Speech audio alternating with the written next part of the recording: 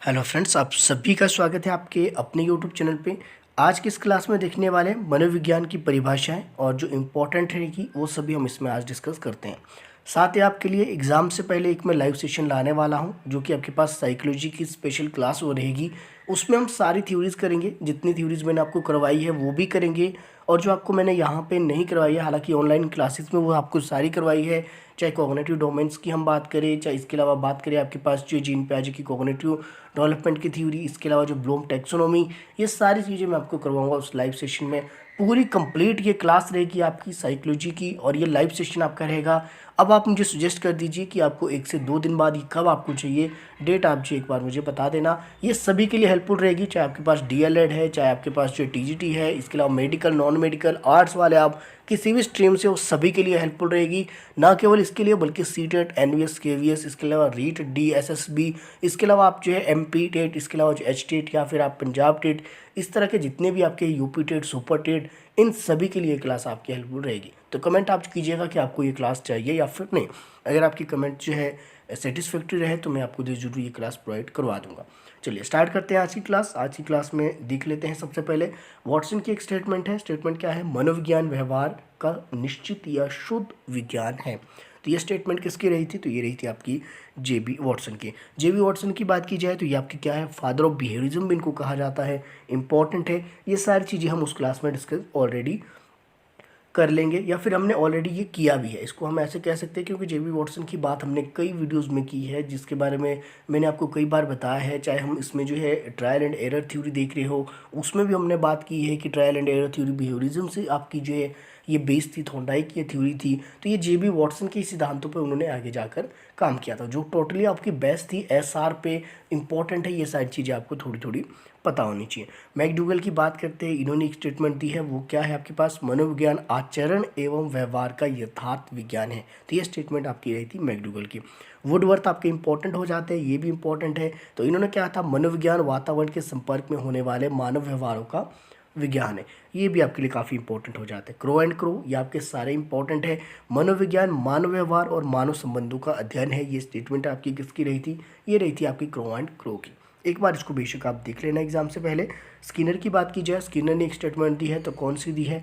मनोविज्ञान व्यवहार और अनुभव का विज्ञान है। तो ये किसने कहा था? ये आपके पास बीएफ स्किनर ने कहा था। बीएफ स्किनर की अपनी एक थ्योरी है, ऑपरेंट कंडीशनिंग थ्योरी, इंपॉर्टेंट है। ऑपरेंट कंडीशनिंग थ्योरी किसने दी थी? बीएफ स्किनर ने, और इन्होंने काम किया था आरएस पे। इनकी पहले इन्होंने कहा था कि पहले रिस्पॉन्डेड रहना चाहिए किसी काम को, फिर उसके जो रिजल्ट आपके आते हैं। तो बाकी की थ्योरी की बात की जाए, चाहे क्लासिकल कंडीशनिंग हो, चाहे वो आपके पास इसमें जो ऑपरेंट कंडीशनिंग हो, इसके माफ़ कीजिएगा क्लासिकल कंडीशनिंग होगी आपकी, ये एसआर पे काम कर रही थी। जैसे कि आपकी जेबी वॉटसन की काम कर रही थी बिहेवियरिज्म की, वो भी आपकी एसआर पे। क्लासिकल कंडीशनिंग भी एसआर पे काम कर रही थी। आपकी जो ट्रायल एंड एरर वो भी एसआर पे काम कर रही थी। लेकिन जो ऑपरेंट कंडीशनिंग है बीएफ स्किनर की, ये आरएस पे काम कर रही थी।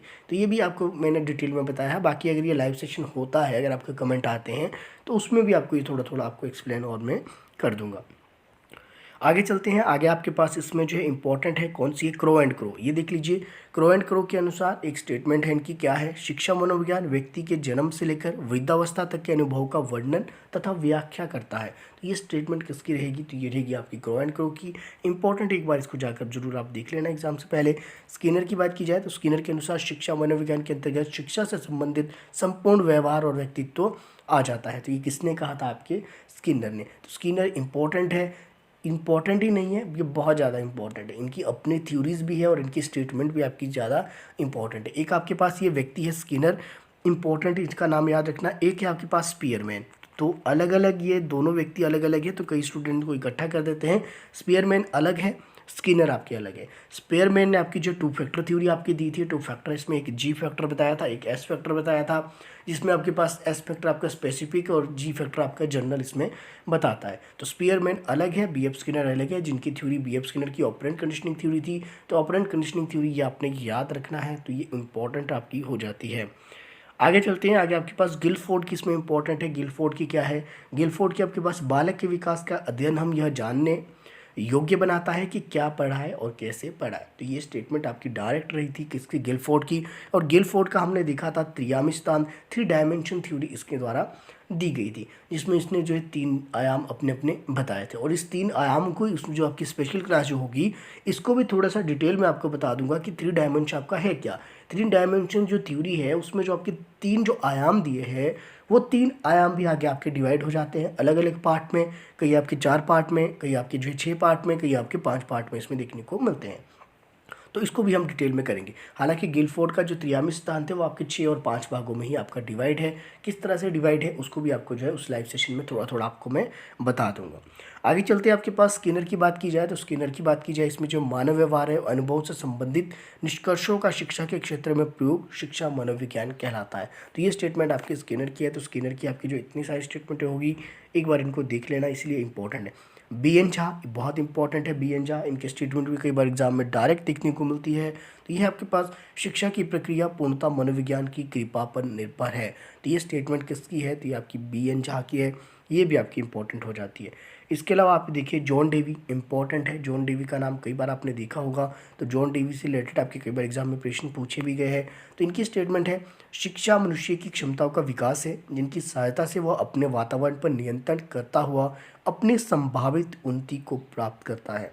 ये स्टेटमेंट आपकी जो जॉन डेवी की है इंपॉर्टेंट है। ये नाम भी चाइल्ड सेंटर इन्होंने आपके काम किया था।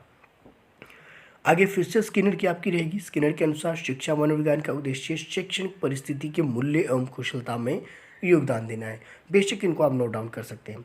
आगे चलेंगे, मनोविज्ञान के कुछ संप्रदाय आपके जो रहे थी, चाहे वो 1879 की बात की जाए प्रयोगात्मक मनोविज्ञान, ये संरचनावाद से संबंधित थी। ये डब्ल्यू वुड इसमें आपके संबंधित रहेंगे। 1896 में जो मनोविश्लेषण की बात की गई, तो मनोविश्लेषण के बाद आपके सिगमंड फ्राइड करते हैं, जिसमें कि इद ईगो सुपर ईगो, ये वाली भी हम जो है लाइव सेशन में आपकी जो 2-3 दिन में जो आपकी क्लास होगी उसमें हम इसको डिस्कस कर लेंगे। अब कमेंट आपने करना है कि एग्ज़ाम से पहले आपको ये कब चाहिए, वो आप कमेंट सेक्शन में कमेंट इसमें ज़रूर करेंगे। साथ ही जो है अपने दोस्तों के साथ वीडियो को जरूर शेयर भी करेंगे ताकि ज़्यादा से ज़्यादा स्टूडेंट जो हमारे साथ जुड़ सके। आगे जो व्यवहारवाद की जो बात करते हैं, जेबी वॉटसन 1913 में, सभी को पता है वो फादर ऑफ बिहेवियरिज्म आपके कहे जाते हैं जेबी वॉटसन। तो ये आपकी जो है 1913 में व्यवहारवाद से संबंधित आपकी कौन थी, तो आपकी जेबी वॉटसन। तो जॉन ब्रॉड्स वॉटसन आपका इनका नाम है, शॉर्ट में इनको जो जेबी वॉटसन ही आपके कहा जाता है। तो यहाँ से भी एक प्रश्न डायरेक्ट आपका देखने को बन सकता है। तो 1954 की बात की जाए, रेशनल इमोटिव बिहेवियर थेरेपी आपके देखने को मिली थी। ये किसके द्वारा, अल्बर्ट एलिस। ये भी आपकी इंपॉर्टेंट हो जाती है, इसको भी एक बार आपने जो है जरूर देख लेना है। संरचनात्मक चिकित्सा की अगर हम बात की जाए तो ऑरेन टी बेक इंपॉर्टेंट ही, ये नाम भी, ये सारे इंपॉर्टेंट जितने इसमें लिखे हैं 1960 में संरचनात्मक चिकित्सा के आपके जो जनक कहे जाते हैं, ये आपके जो ऑरेन टी बेक आपके इसमें रहेंगे। वहीं संरचनात्मक मनोविज्ञान की अगर हम बात करें, उर्लिक नाइजर, ये भी आपके इंपॉर्टेंट रहेंगे नाम 1967 में। हो सकता है कई स्टूडेंट ने पहली बार सुने हो, लेकिन यहाँ से प्रश्न आपके बने हैं तो उसको करके ये वाला सेक्शन आपके लिए इंपॉर्टेंट हो जाता है। आगे अगर आप देखिए 1962 में, तो 1962 में आपका देखने को मिलेगा मानववादी मनोविज्ञान। ये आपके American association of the humanistic psychology आपसे संबंधित आपके रहे थे, इंपॉर्टेंट है, ये भी आपको पता होना चाहिए। 1940 की बात की जाए तो गेस्टाल्ट आपके बाद गेस्टाल्टवाद आपके देखने को मिलता है। ये आपके देखने को मिलेगा फ्रीटर्ज पर्ल्स, तो इम्पोर्टेंट है ये भी आपके लिए, ये भी आपने याद रखना है। आगे अगर आप देखें, ये आपके कुछ एक वन लाइनर है जो कि आपके आए थे नेट के एग्जाम में आपके देखने को मिलते हैं एजुकेशन में। तो एजुकेशन वाले प्रश्न आपके यहाँ पे डायरेक्ट कई बार पूछे भी जा सकते हैं आपके टेट एग्जाम में, चाहे आप किसी भी स्टेट से आप ये टेट एग्जाम दे रहे हो। अगर आपने देखना है तो एक बार ये नज़र मार लीजिए, फिलोसफी के कुछ प्रश्न आपके रहेंगे, डायरेक्ट है आपके पास, ये वाला इंपॉर्टेंट है। अगर आपने ये याद रखना है तो ये तो आप याद रख ही सकते हैं। एक प्रश्न इसमें कौन सा, द बुक आपकी जो है द लाइफ डिवाइन, तो ये पुस्तक आपकी जो किसने लिखी है, ये बुक आपकी लिखी थी अरविंदो द्वारा, तो इम्पोर्टेंट ये हो जाती है। इसके अलावा बाकी आप एक नज़र इसमें मार लीजिए, अगर आपको इसमें देखना है तो आप पहुँच करके इसको आराम से देख सकते हैं। ये वाले क्वेश्चन तो चलो हिस्ट्री सेक्शन का आपके अष्टमार्ग आपकी जो has been practice by the philosophy of the, आपकी बुद्धिज़्म से आपका संबंधित रहेगा। ठीक, इसको छोड़ देते हैं, थोड़ा सा हम नीचे की ओर चलते हैं। हाँ, ये वाले प्रश्न अगर आप देखिए तो इसमें देखेंगे किस आयु काल में जो है मानसिक विकास अपनी उच्चतम सीमा तक पहुंच जाता है। तो किस काल में ये पहुंच जाता है, तो ये आपके पास पहुंच जाता है 15 से 20 ईयर में। इंपॉर्टेंट है ये वाले 199। ये थोड़ा सा पेडागोजी वाला सेक्शन है, अगर आपने देखना है तो आप इसको भी देख सकते हैं। दो बालकों में समान मानसिक योग्यताएं नहीं होती, उक्त कथन किस मनोवैज्ञानिक का है? तो ये भी आपके पास हर लोग का है। ये दो बालक हमेशा जो है मानसिक योग्यता से समान नहीं होते, ये कथन आपके जो किस मनोवैज्ञानिक ने दिया था? हर लोग द्वारा आपकी ये दिया गया था। बात की जाए यहाँ पे किशोर अवस्था में सामाजिक विकास पर जो है जिसका प्रभाव नहीं पड़ता है, वो निम्न में से क्या है? तो सुरक्षा का प्रभाव इसमें नहीं पड़ता है। बात की जाए आगे, तो किशोर अवस्था में चरित्र निर्माण प्रक्रिया से जो अवस्था संबंधित है वो निम्न में से है। तो कौन सी? आधारहीन आत्मचेतना की अवस्था आपकी जो है संबंधित है। ये भी आपके लिए इंपॉर्टेंट है। किशोर अवस्था की मुख्य विशेषता निम्न में से क्या है? तो आत्मगौरव, ये आपका जो इंपॉर्टेंट है। इसके अलावा बात की जाए आपकी जो किशोर की जो आकस्मिक विकास का सिद्धांत कब और किसने दिया था? तो ये आपके 1904 में दिया था। किसके द्वारा? स्टैनली हॉल द्वारा। आगे अगर आप देखिए सामाजिक एवं आपकी संवेगात्मक विकास साथ साथ चलते हैं, ये कथन किसका है? तो ये आपकी हॉल का है। इसमें किशोर से संबंधित ही प्रश्न आपके देखने को मिलेगी, किशोरावस्था से। बाकी जो है मैं किसी की परवाह नहीं करता, ऐसी प्रवृत्ति वाले बच्चों को जो है व्यवहार को जो क्या कहते हैं? तो अस्वीकरणीय है आपका ये रहेगा इनका व्यवहार। आगे आपके पास है नैतिक मूल्यों का विकास जो किया जा सकता है, तो किस तरह से किएगा? यदि अध्यापक जो है स्वयं उन पर आचरण करे तभी जो है उसमें जो है नैतिक मूल्यों का विकास किया जा सकता है किसी भी बालक में।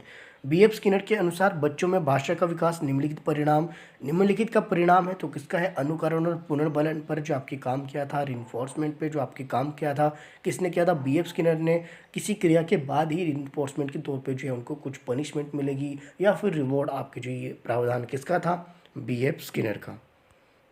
इसके बाद अगर हम चले आगे की ओर, बच्चों की शारीरिक वृद्धि की दर अधिकतम होती है पूर्व बचपन में उत्तर बचपन की बजाय। तो पूर्व बचपन में अधिक होती है उत्तर बचपन की बजाय जो आपकी शारीरिक वृद्धि की अधिकतम दर।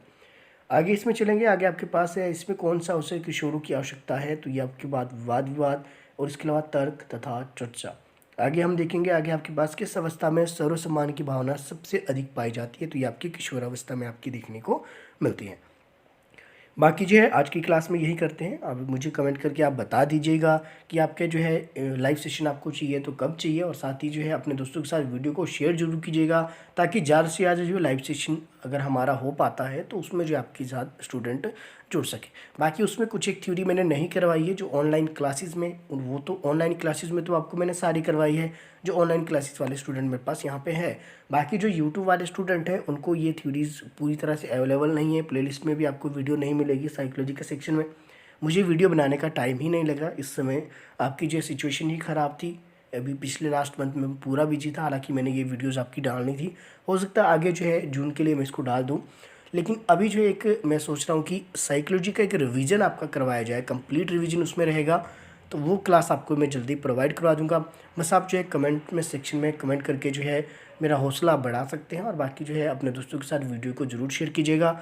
मिलते हैं जल्दी लाइव सेशन में। मेरे साथ बने रहने के लिए आप सभी का तहे दिल से बहुत बहुत धन्यवाद।